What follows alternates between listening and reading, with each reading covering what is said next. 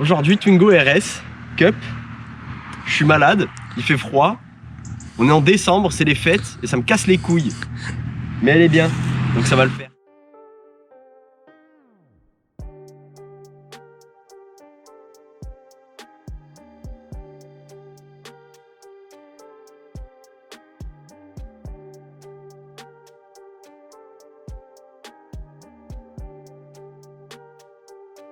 Twingo 2 RS Cup phase 1, faut préciser. Donc un exemplaire qui est un petit peu fatigué quand même, on va pas se le cacher. Mathieu, le propriétaire qui tire la caméra, que vous verrez après, s'est fait un petit plaisir. Monsieur, étant très indécis sur les voitures qu'il veut, s'est dit tiens, je vais péter mon câble, je vais m'acheter une Twingo RS, je vais la vider et je vais en faire une caisse de rallye. La Twingo, petite citadine monocoque, qui était révolutionnaire à l'époque où c'était sorti, du moins la Twingo 1, s'est écoulée à des exemplaires. Ah putain, ça a été super bien vendu. Qui a été super bien vendu et qui a littéralement créé un nouveau segment automobile en fait de petites voitures compactes citadines. D'ailleurs, je crois que là, ça y est, 2024, c'est fini les Twingo. Ils arrêtent, ouais, je crois qu'ils arrêtent les Twingo. Et ben voilà. La dernière RS Twingo Cup. RS est d'ailleurs la seule. Ouais, parce que la seule. Hein. C'est la seule. Il n'y a pas eu d'autres modèles. Il y a eu la Renault Sport Twingo 3, mais c'était plus une GT, voilà, 110 chevaux. Avec l'appellation Twingo GT en 1 litre de TCE en 120 ou 130 chevaux. Déjà la Twingo 2 et par extension la Twingo 2 RS en fait reprennent littéralement la base de la Clio 2. En fait, ce que vous voyez là, c'est ni plus ni moins qu'une Clio 2. Ouais, c'est une Clio 2. Pour vous expliquer, en fait, ils ont pris une Clio 2, ils ont coupé l'arrière, voilà, ils ont replié et ça fait la Twingo 2. C'est ça. Les trains, c'est les mêmes qu'une Clio 2 RS. Voilà. Il y a, en fait, c'est toutes les pièces d'une Clio 2 RS quasiment. C'est ni plus ni moins qu'une Clio 2 RS. Raccourcie et un peu plus petite. Plus petite, plus légère et malheureusement on n'a pas le fameux 2 litres F4R, ce qui est un petit peu dommage. On parlera du moteur un petit peu après pendant l'essai. Il faut savoir que là aujourd'hui on est sur le 1,6 litre 133 chevaux, donc le K4M qui marche très très bien. Alors moi j'ai quand même quelques petites choses à lui reprocher à cette voiture qui seront plus parlants lors de l'essai, c'est que malheureusement qui dit petite cylindrée, dit voiture un petit peu creuse. Ouais, il manque vachement de couple. Ça manque de couple à bas régime. Donc lorsqu'on est là, comme par exemple aujourd'hui dans un col où ça grimpe un petit peu, lorsqu'on sort des épingles, c'est vrai que ça galère un peu. Dès l'instant où on enlève les côtes, on enlève les montées, ça s'avère être une voiture tout à fait convaincante. Et je me suis jamais autant amusé. Hein. C'est ça. Ceci dit, pour quelqu'un qui veut rentrer dans le sport auto, enfin dans le monde de la voiture de sport, pour commencer, la Twingo 2 RS c'est une super voiture. Ah, franchement, je la conseille, mais voilà. Fois 100. Et surtout les prix, ils sont clairement pas affolants quoi. Enfin, je veux dire, c'est aujourd'hui la seule et unique et dernière Renault Sport abordable. Ah oui, ça c'est sûr. En même temps, ça s'explique aussi par le fait qu'elle est un petit peu mal aimée, que c'est aussi un petit peu la moins puissante, mais ça n'enlève clairement pas pour autant qu'elle a un châssis exceptionnel. Ah oui. Et vraiment, au final, c'est ce qu'on attend d'une Renault Sport plus que d'un moteur expressif. Donc on a quand même quelques éléments spécifiques à la Twingo 2 RS par rapport à une Twingo 2 et particulièrement la Twingo 2 RS Cup. Pour la Twingo 2 RS, on va la reconnaître aux ailes. Principalement aux ailes qui sont élargies, donc qui lui donnent vraiment un côté vraiment musclé de face.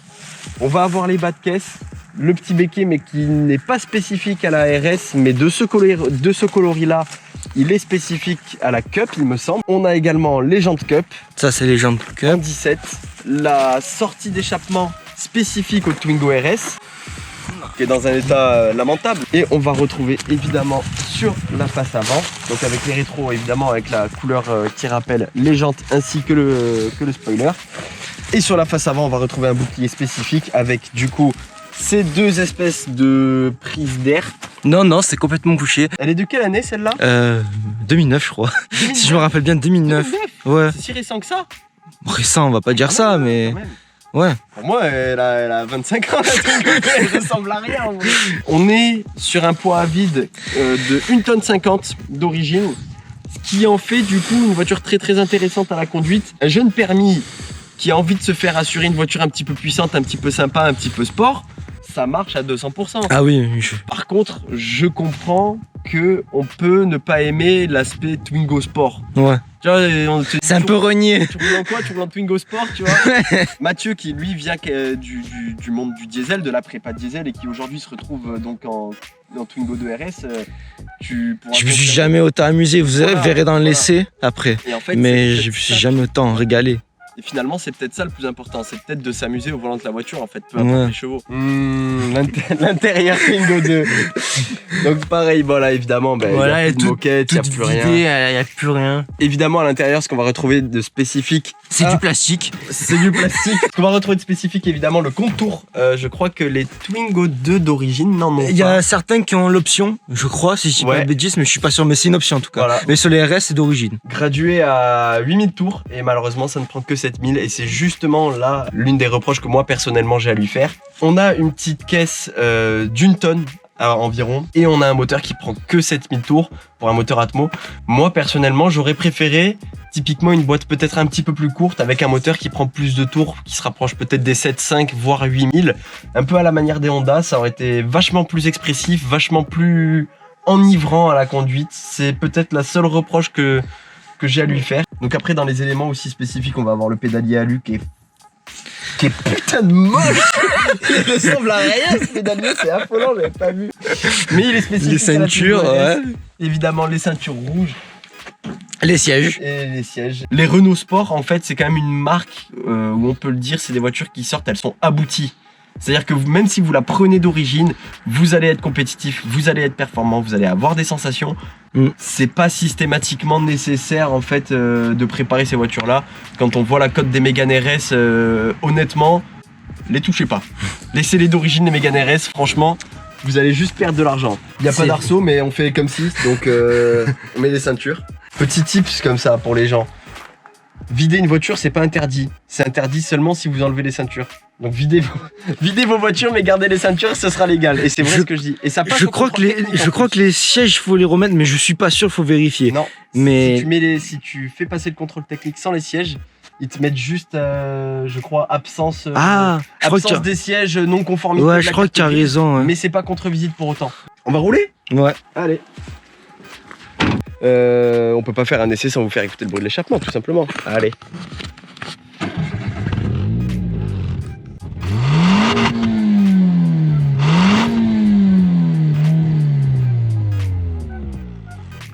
Un peu de la merde. On va entrer dans la Twingo du Seigneur. Les sièges sont extrêmement bien maintenus dans les sièges. Par contre, pour une Twingo, c'est affolant. Après, je me suis demandé si c'était pas les mêmes sièges que la Clio 3 RS justement. Aussi, un truc qu'on a oublié de dire sur cette version, le SP sur celle-là, apparemment, il est pas, sur certains Twingo 2 RS, il n'est pas désactivable à 100%. Et sur celle-là, elle est désactivable à 100%. Vous avez un petit bouton là. Alors, est-ce que c'est la différence entre la châssis sport et la Cup, ou est-ce que c'est la différence entre la phase 1 et la phase 2? La différence principale qu'il y a entre la Cup et la normale, c'est les amortisseurs. Elle est plus basse que la Sport et elle est 15% plus ferme. La Cup. Elle est plus basse que la châssis Sport? Ouais. La direction qui est un peu plus dure, mais ça je suis pas sûr non plus.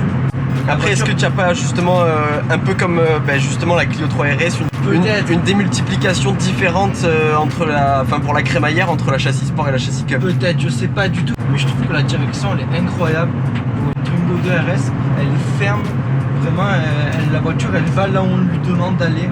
C'est impressionnant, elle se jette. Bah tu vois, je suis très curieux quand même de l'essayer après, oui. parce que c'est vrai que comme je disais, en fait, ça fait très Twingo Sport, mais quand je dis Twingo Sport, en fait, c'est un peu de manière péjorative dans le sens où tu dis c'est une Twingo avec des chevaux, quoi. Ouais, voilà, c'est ça. Mais non, vraiment. En tout cas, le ressenti moi que j'en ai en passager, c'est que tu sens quand même que les 4 roues sont rivées au sol. Alors moi j'ai ce ressenti, Mathieu l'a pas. Quand il en voit un peu, c'est d'avoir vraiment cette impression que il y a toute la caisse qui se déplace, qui se mouvoie. Mais alors c'est pas un mouvement dérangeant, c'est très sain comme mouvement. C'est pas quelque chose qui va vous faire peur ou surprendre. C'est une voiture qui est pas très... Ouais non mais c'est vachement sain comme... après j'ai envie de te dire c'est les châssis Renault hein.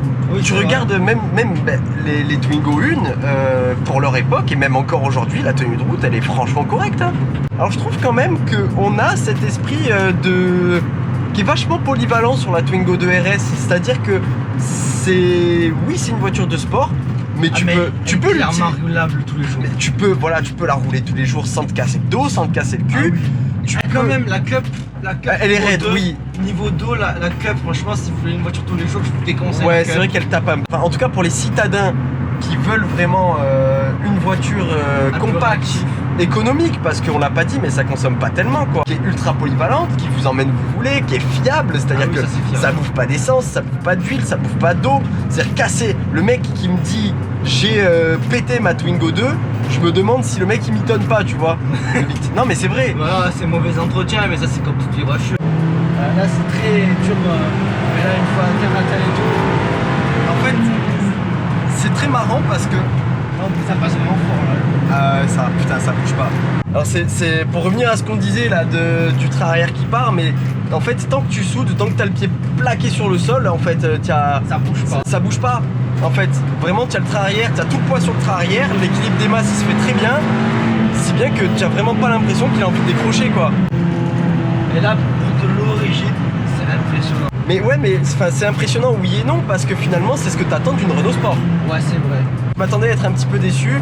Effectivement, les reprises elles sont un peu light, mais par contre, quand t'es dans les tours, c'est génial. En fait, il faut l'emmener. La voiture, c'est clairement c'est ça. En fait, c'est typiquement à la manière d'une Honda. Pour revenir à ce que je disais, justement, j'aurais préféré quand même avoir peut-être un petit peu ce ressenti un petit peu à la Honda, c'est-à-dire avec un moteur peut-être un peu plus expressif, tu vois. J'appelle ça les moteurs plastiques, en fait.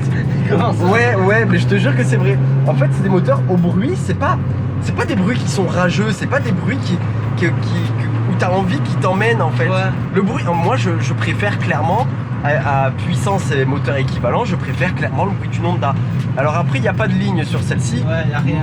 Voilà, ça demande quand même à s'exprimer au niveau de la ligne d'échappement. Ouais. Tu ne peux pas prendre une Clio 3 RS et t'en servir de daily comme tu peux le faire avec une Twingo 2 RS. C'est vrai.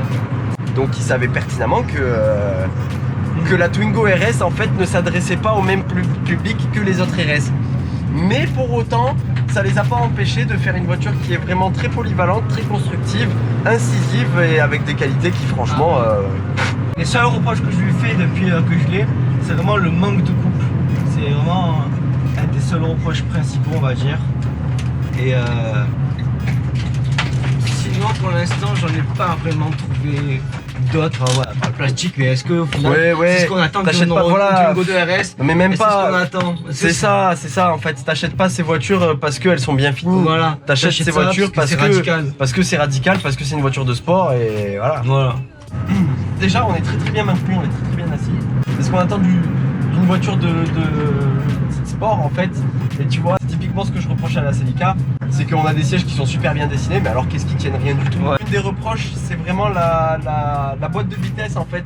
Mais c'est les boîtes de vitesse Renault malheureusement. Ouais. Et d'ailleurs, c'est à toutes les Renault. Peut-être que sur une Mégane RS c'est différent, mais j'ai le même feeling que sur la Clio 3 RS et sur une Clio 3 standard. C'est-à-dire que vraiment cette boîte où tu as ce sentiment un peu d'être imprécis. Tu passes tes vitesses, les vitesses elles se laissent guider en fait d'une vitesse à une autre. Mais par contre, tu n'as pas ce sentiment de verrouillage que moi j'aime bien, tu vois. Quand je passe mes vitesses, avoir l'impression de donner un coup de poing dans la boîte de vitesse. Moi, j'adore ça. Après, les boîtes Renault, ça là me le fait. C'est les problèmes de synchro. Ouais, les boîtes qui craquent. En fait, c'est ça. Le truc, c'est que les Renault, bien que ce soit fiable et tout, il y a quand même un manque de rigueur sur la boîte de vitesse. Et sur la boîte de vitesse, voire même la qualité de fabrication. Oh putain, waouh! Qu'est-ce qu'il y a? Moi, j'avais pas vu le freinage. Qu'est-ce qu'il y a? Oh, il met pas en confiance le freinage. C'est ça, je te le disais. Oh, il met pas en confiance du tout le freinage. Oh là là. Comment je peux vous expliquer le freinage? Sur la course totale de la pédale, en fait, il y a le début de la course où en fait tu conduis tranquillement, ça se passe très bien. Le début de la course, il te suffit pour freiner et tout, pour t'approcher des virages, t'arrêter au feu rouge et tout. Mais en fait, quand tu as besoin d'un petit peu plus de mordant, en fait, d'un coup, la pédale, elle se durcit. Il se passe plus rien pendant un demi-millimètre de la course de la pédale et après, ça attaque. Je tiens quand même à préciser que avant l'essai, elle a eu le droit à une révision complète, donc avec une vidange de boîte, la vidange moteur, bougie, bobine, le liquide de frein. On est sur une base saine et qui, je pense très franchement, va être très représentative des autres Twingo RS que vous pouvez éventuellement trouver sur le bon coin.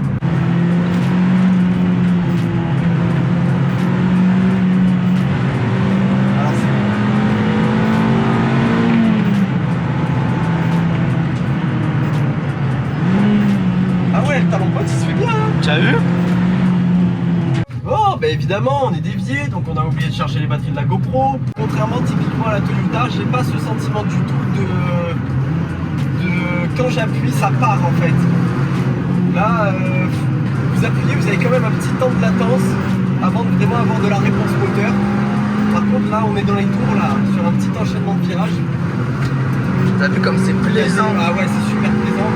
Et surtout il y a de la reprise quoi en fait, c'est ça, ça demande à être dans les tours. Alors bien que là, ils aient raccourci les rapports de la boîte, ben merde quoi, la boîte elle est trop longue. Alors je pense qu'avec un volant moteur allégé, ça peut être une dinguerie pure et dure. Parce que ça va combler un petit peu les lacunes. Ça va combler un petit peu les lacunes du couple qu'on peut avoir sur la Twingo 2 RS. Donc vous permettre de partir plus facilement. Ah putain, les mouvements de caisse. Je l'ai eu là. Les mouvements de caisse au freinage. Alors ça freine très bien, c'est très stable quand on freine. Mais par contre effectivement, il y a quand même quelques mouvements un petit peu parasites qui vont perturber un petit peu la conduite. C'est quand même très... Comme ça tient par contre. Alors là par exemple, typiquement ça c'est dans ce virage, j'ai pour habitude de perdre un petit peu l'avant de mes voitures. Et là, elle reste tout à fait... Ah oui! Ah ouais quand même! J'ai quand même un petit peu ce sentiment de flou dans la direction, mais c'est typique des crémaillères Renault, donc les crémaillères à assistance électrique qui font cet effet là que j'aime pas trop. Mais par contre, qu'est-ce que c'est soudé au sol! En fait, le moteur c'est clairement pas son argument, mais le châssis, ça marche super bien et vraiment on a des super bonnes sensations. Le renvoi d'informations du châssis fait plaisir. Ben franchement, vous savez quoi, je vais conclure et je vais vous dire honnêtement, c'est une GTI, c'est la définition de la GTI. Elle a le châssis finalement, elle a le moteur et elle a toutes les qualités des GTI de l'époque. Franchement, je pense que tu as moyen d'en surprendre plus d'un et de mettre des sacrés fessés en vrai. Hein. Les Twingo 2 RS, c'est un combo qui marche, c'est un combo sain, c'est un combo qui fait plaisir, c'est une voiture qui se doit d'être achetée. Et si vous aimez, si vous n'avez pas peur du style, mais que vous avez envie d'avoir des vraies performances, je ne peux que vous conseiller d'acheter ça. Parce que vraiment, c'est une super découverte, je ne connaissais pas du tout. Et je suis très heureux que tu me l'aies fait de conduire. Je suis contente que tu aies découvert ça. Et en espérant qu'on vous ait partagé un petit peu notre ressenti et que ça a pu vous montrer ce que ça vaut. Allez, à la prochaine l'équipe. Ciao, à la prochaine.